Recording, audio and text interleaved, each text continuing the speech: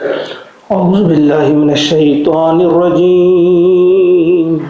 بسم الله الرحمن الرحيم. إنه كان فريق من عبادي يقولون ربنا آمنا فاغفر لنا وارحمنا وأنت خير الراحمين. صدق اللہ العظیم. سورۃ المؤمنون آیت نمبر 109 108 تک ہم نے ظہر کے وقت مکمل کیا تھا. انشاءاللہ آج ہم اس سورت کو مکمل کریں گے. سورۃ المؤمنون آج مکمل ہوگی انشاءاللہ. اس سے پچھلی آیت میں ہم نے پڑھا تھا کہ جب اپنے ان نافرمان اور باغی بندوں کو اللہ تعالیٰ جہنم میں داخل کرے گا، وہ عرض کریں گے ہمیں ایک موقع دیجیے، دنیا میں بھیج دیجیے. اب اگر ہم سے غلطی ہو جائے تو پھر ہم واقعی ظالم ہوں گے، صرف ایک موقع ہمیں دیجیے. تو اس کے جواب میں ان سے کہا گیا تھا قَالَ اخْسَئُوا فِيهَا، کہ تم پڑے رہو پھٹکارے ہوئے دھکارے ہوئے اسی میں پڑے رہو. اخسؤ اصل میں جو ہے نا، اخسا عربی میں کہتے ہیں جس طرح ہم کتے کو یا خنزیر کو بھگانا ہو ہم کہتے ہیں در، تو عربی میں اخسا کہتے ہیں. تو ان سے کہا جائے گا پڑے رہو، یعنی دور ہو جاؤ، دور رہو. قال اخسؤ فیہا، اسی میں پڑے رہو. ولا تکلمون، ہمارے ساتھ بات مت کرو. اب فرمایا جا رہا ہے کہ ایسا کیوں ان کے ساتھ ہو رہا ہے. اللہ کا ارشاد ہوتا ہے، دیکھو یاد کرو، انہو کان فریق من عبادی، میرے بندوں میں سے کچھ لوگ ایسے تھے، یقولون، جو کہا کرتے تھے، یعنی جو اپنے رب سے دعا کرتے تھے، ربنا، اے ہمارے رب، آمنا، ہم ایمان لے آئے، فاغفر لنا، ہماری مغفرت فرما، وارحمنا، ہم پہ رحم فرما، وانت خیر الراحمین، تو بہترین رحم کرنے والا ہے. وہ یہ دعا کرتے تھے اور تم کیا کہا کرتے تھے ان سے؟ فَاتَّخَذْتُمُوهُمْ سِخْرِيًّا، تم ان کا مذاق اڑاتے تھے. یعنی وہ دعا کرتے تھے اور تم ان کی دعاؤں کا مذاق اڑایا کرتے تھے. حتیٰ، یہاں تک کہ انسوکم ذکری، اس چیز نے جو نفرت تمہیں ان کے ساتھ تھی، اس نفرت نے تمہیں یہ بھلا دیا ذکری، کہ میں بھی کوئی ہوں. اللہ تعالیٰ فرماتے ہیں کہ تم میرے ان بندے، جو میرے بندے تمہارے سامنے دعائیں کرتے تھے، تم ان کا مذاق اڑاتے تھے، اور پھر جو نفرت تمہیں ان کے ساتھ تھی، تو اس نفرت کی بنا پہ تمہیں یہ بھی بھول گیا کہ اللہ بھی کوئی ہستی ہے. ٹھیک ہے اگر ان کے ساتھ تمہارا کوئی اختلاف تھا، ان کے ساتھ تمہاری دشمنی تھی، حسد کی بنا پہ، بغض کی بنا پہ، کسی بھی وجہ سے اگر ان کے ساتھ کوئی تمہاری دشمنی تھی، تو کیا جب یہ میری بات کہتے تھے تو تم نے مجھے بھی بلا دیا، میری بات کو ہی مانا ہوتا. لیکن ان کی دشمنی نے تمہیں اس چیز پر آمادہ کر لیا کہ تم نے اللہ کی بات کو بھی نظر انداز کر دیا، پس پش ڈال دیا. فرمایا تم نے ان کا مذاق اڑایا، یہاں تک کہ تم یہ بھی بھول گئے کہ میں بھی کوئی ہوں. حتیٰ انسوکم ذکری وکنتم منہم تضحکون، اور تم ان سے مذاق کیا کرتے تھے اور تم ان سے ہنسی کیا کرتے تھے. انی جزیتہم، میں نے جزا دی انہیں، میں نے انہیں بدلہ دیا، یعنی میرے ان بندوں کا جن کا تم نے مذاق اڑایا، آج میں نے ان کو جزا دی. الیوم، آج، بما صبروا، ان کے صبر کی بنا پہ، جو انہوں نے تمہارے مذاق پہ صبر کیا، تمہاری دشمنی پہ صبر کیا، تمہارے جو چالیں تھی، تمہارے جو ہتھ کنڈے تھے، تمہاری جو مخالفتیں تھیں، تمہاری جو سازشیں تھیں، ان پر جو انہوں نے صبر کیا، آج میں ان کا بدلہ انہیں دوں گا. انہم ہم الفائزون، اور وہ بدلہ کیا ہے کہ بے شک وہی ہیں فائزون، کامیاب، وہی ہیں مراد کو پہنچنے والے. یعنی آج سینکڑوں، ہزاروں یا لاکھوں نہیں بلکہ کروڑوں اور اربوں انسانوں کے سامنے انہیں وہ میڈل دیا جائے گا، کامیابی کا میڈل، کامیابی کا تمغہ جو دیا جائے گا وہ بہت بڑا اعزاز ان کو دیا جائے گا. اور ہزاروں لاکھوں فرشتوں کے اس استقبال کے دوران وہ ان کا استقبال کریں گے اور ان کی عزت افزائی کی جائے گی. تم جلتے رہے، جلو مرو تمہاری اپنی اس دشمنی میں. پھر ایک سوال ان سے کرے گا اللہ تعالیٰ، انہی سے پھر کرے گا سوال ایک، قال کم لبثتم، ذرا تم مجھے بتاؤ کتنی دیر رہے تم فی الارض زمین میں، یعنی تم دنیا میں گئے تھے، دنیا میں تم نے زندگی بسر کی، کتنی دیر رہے آپ دنیا میں؟ عدد سنین، یعنی سال کے حساب سے، سال کے حساب سے جو تم شمار وہاں پہ کرتے تھے کتنے سال رہے یا کتنی مدت رہے؟ قالو، وہ کہیں گے لبسنا یومن، سالوں کی تو بات نہیں، ہم ایک دن رہے، او بعض یوم، یا دن کا کوئی حصہ، یعنی ایک دن بھی پورا نہیں، آدھا دن، ایک یا آدھا دن ہم رہے. فاسأل العادین، ہم تو جواب نہیں دے سکتے، آپ پوچھئے کن سے؟ فاسأل، پس آپ پوچھئے، سوال کیجئے، العادین، شمار کرنے والوں سے. یہ شمار کرنے والے کون ہیں؟ ان سے پوچھے کہا گیا.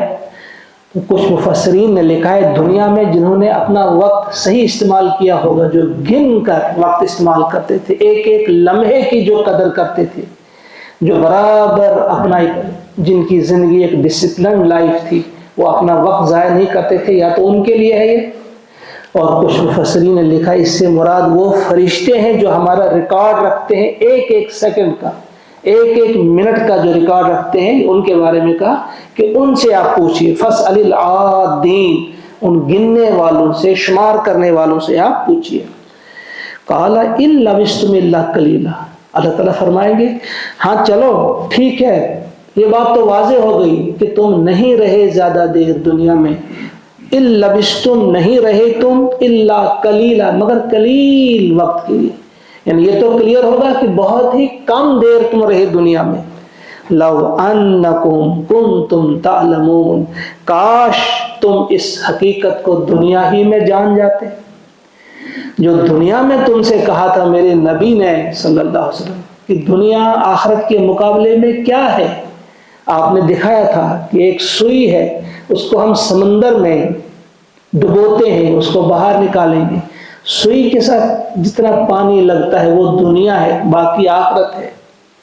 یہ چیز تو تمہیں بتائی تھی میرے حبیب نے، میرے نبی نے، محمد عربی صلی اللہ علیہ وسلم نے. یہ چیز تو میں نے بھی تمہیں بتا دی تھی اس کلام میں یہ بات موجود تھی کہ دنیا اور آخرت ان کا کوئی موازنہ ہی نہیں ہم کر سکتے. دنیا کیا ہے آخرت کے مقابلے میں؟ کہا یہ تو کلیئر تھا، اور اس کی وضاحت میں بہت ساری احادیث پاک ہیں، زیادہ وقت اس وقت نہیں ہوتا ہے. پیارے نبی صلی اللہ علیہ وسلم نے فرمایا کہ ایک شخص جس کی زندگی پوری مصیبتوں میں گزری ہوگی، لیکن نیک شخص تھا، وہ بڑی تکلیفیں اس نے اٹھائیں، دشمنوں کے ذریعے ایسے بھی بہت زیادہ تکلیفیں اٹھائیں. کہا جنت میں صرف اس کا دیدار کرایا جائے گا، چند لمحوں کے لیے جنت میں داخل کیا جائے گا. اس سے پوچھا جائے گا کیا تو نے کبھی کوئی تکلیف دیکھی؟ وہ کہے گا نہیں، میں نے کبھی زندگی میں کبھی بھی کوئی تکلیف نہیں دیکھی. اور ایک شخص ہوگا جس نے پوری زندگی یہاں عیش اور آرام کیے ہوں گے، بادشاہی کی ہوگی، بہت بڑے کارخانوں کا وہ مالک رہا ہوگا، بلکہ ملکوں کا مالک رہا ہوگا. کہا اس کو صرف ایک گوتا دیا جائے گا جہنم میں، صرف ایک گوتا دیا جائے گا. جب نکالا جائے گا پوچھا جائے گا کبھی تم نے آرام بھی دیکھا ہے؟ وہ کہے گا میں نے تو آرام نام کی کبھی کوئی چیز نہیں دیکھی. اس چیز سے واضح ہو جاتا ہے دنیا کا آرام آخرت کے مقابلے میں کیا ہے، یا دنیا کی تنگی یا سختی یا پریشانی آخرت کے مقابلے میں کچھ بھی نہیں ہے. تو فرمایا یہ کلیئر ہو گیا، یہ صاف ہو گیا. ان لبثتم الا قلیلا لو انکم کنتم تعلمون، کاش یہ بات تم یہاں جان جاتے، کاش یہ بات تمہیں سمجھ میں آ جاتی دنیا ہی میں کہ دنیا کچھ بھی نہیں ہے، بہت ہی مختصر ہے یہ دنیا۔ ابھی آخری جو آیات ہیں، 4 آیات ہیں، یہ بڑی اہم ہے، سارا قرآن ہی اہم ہے، لیکن یہ ان 4 آیات کی بڑی فضیلت آئی ہے۔ یہ 4 آیات جو اب ہم پڑھنے جا رہے ہیں، آخری 4 آیات۔ افحسبتم، اللہ کا ارشاد ہوتا ہے، افحسبتم، کیا تم یہ خیال کرتے ہو، انما خلقناکم عبثا، کہ ہم نے تمہیں پیدا کیا ہے عبث، ہم نے تمہیں فضول پیدا کیا ہے، بیکار پیدا کیا ہے، کھیل کے لیے پیدا کیا ہے، وَأَنَّكُمْ إِلَيْنَا لَا تُرْجَعُونَ، اور یہ کہ تم نے ہماری طرف نہیں لوٹنا ہے، کہ تم نے یہ گمان کیا ہے۔ ابھی میں کہتے ہیں فعل الحکیم لا یخلو عن الحکمہ، کسی بھی حکیم کا کوئی کام، کسی بھی دانا انسان کا کوئی کام دانائی سے خالی نہیں ہوتا۔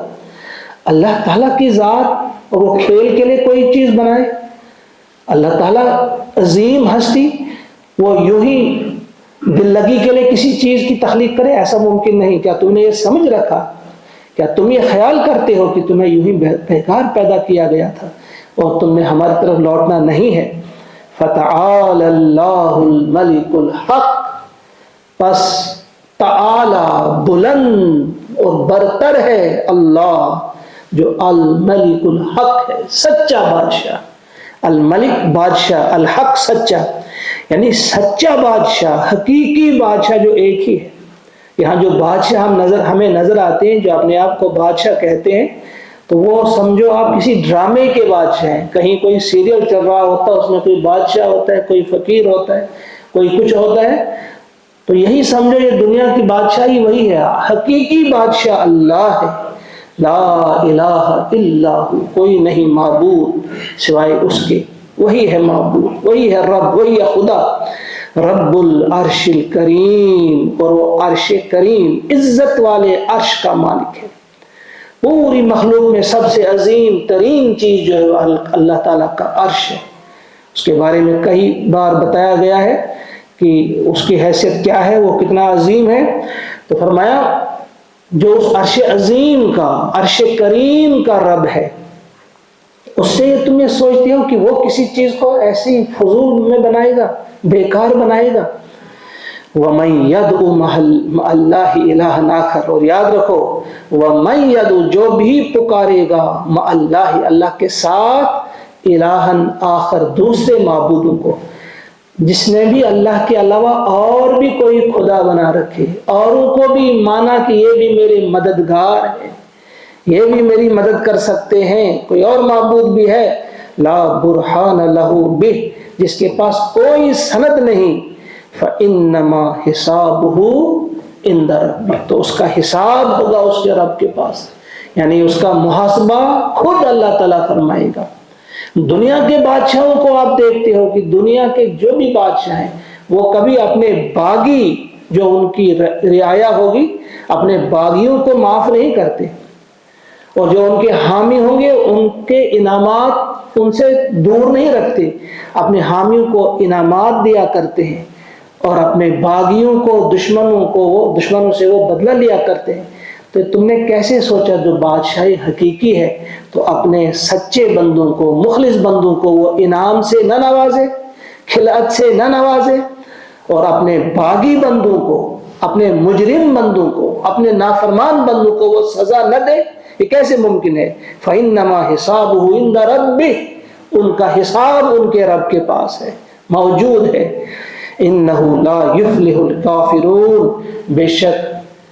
بے شک وہ لا یفلح، کامیاب نہیں بنائیں گے، کامیابی عطا نہیں کرے گا، وہ کامیابی نہیں پائیں گے، الکافرون، کافرون، بے شک کافر لوگ جو ہیں وہ کبھی بھی کامیابی نہیں پائیں گے، فلاح نہیں پائیں گے، فلاح یاب نہیں ہوں گے۔ وَقُلْ، ابھی آخری آیت ہے، آیت نمبر 118، وَقُلْ، اور آپ کہیں، پیارے نبی سے فرمایا جا رہا ہے، اے نبی صلی اللہ علیہ وسلم آپ کہیں، یعنی یہ دعا کرتے رہیں آپ، ربی اغفر وارحم، اے میرے رب تو مغفرت فرما، یعنی بخش دے مجھے، ورحم، اور رحم فرما، وانت خیر الراحمین، اور تو سب سے بہتر رحم کرنے والا ہے۔ وَأَنْتَ خَيْرُ الرَّاحِمِينَ. حضور سے کہا جا رہا ہے، لیکن اس میں جو ہے آپ کے امتیوں کے لیے بھی، اس وقت کے صحابہ کے لیے بھی اور ہمارے لیے بھی آخری دم تک.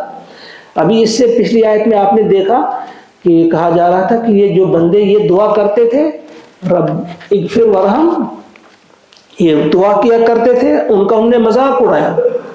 وہ مانگتے تھے یہی فاغفر لنا وارحمنا، یہی دعا تو مانگتے تھے، تو ان کا مذاق اڑا رہے تھے.